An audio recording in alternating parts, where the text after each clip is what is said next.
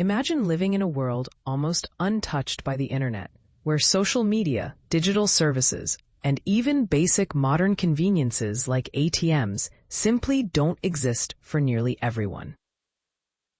Sounds unbelievable, right? But this is the reality for 99% of the people in one particular country. And here's the catch. While most of us can't imagine a day without the internet, this nation has remained firmly rooted in traditional ways of life. But why? Welcome to Eritrea, a country positioned on the shores of the Red Sea in the Horn of Africa.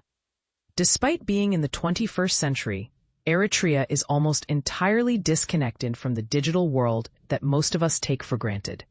Its capital, Asmara, serves as the urban center, but even here, the internet remains a rare luxury rather than a daily necessity. Unlike in other countries where the internet is widespread and social media has become integral to communication and business, Eritrea's internet connectivity is almost non-existent. Reports reveal a staggering statistic. About 99% of Eritrea's population neither uses the internet nor engages with social media platforms. This means that most people in this nation carry out their everyday lives without the conveniences that come from being online. So what's behind this digital disconnect? First, internet access in Eritrea is both slow and prohibitively expensive. Unlike cafes or public places elsewhere that offer fast Wi-Fi, only a few establishments here provide internet access, and the connection speed is frustratingly sluggish, so much so that it feels like using technology from a bygone era. To put it in perspective, paying for just 1 hour of Wi-Fi usage costs around 100 Eritrean nakfa, which is over 100 Indian rupees. Given Eritrea's economic conditions, this price tag makes internet use unaffordable for the majority of its citizens. And the limitations don't stop with online access. Basic amenities we often take for granted, such as ATMs, are virtually non-existent in Eritrea. In most parts of the world, ATMs are a fundamental part of daily financial transactions.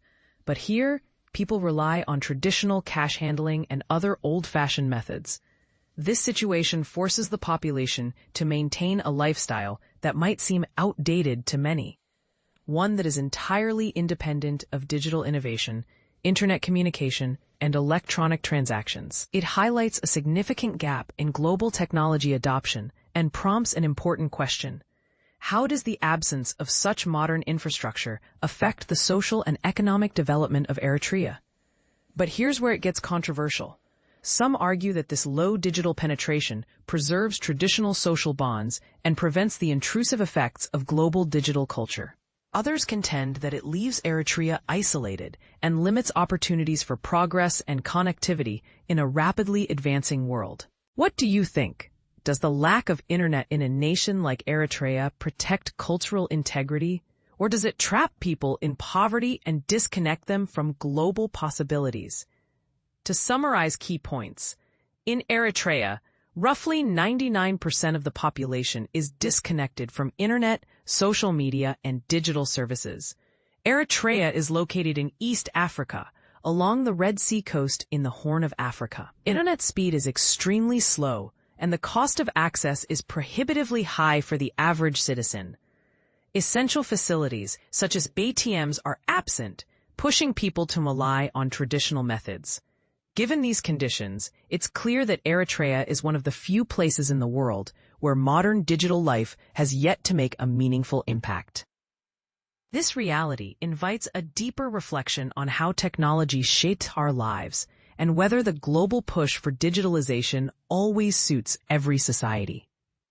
Tell us your thoughts below. Should efforts be made to bring full internet access to Eritrea? Or are there hidden benefits in maintaining their traditional lifestyle?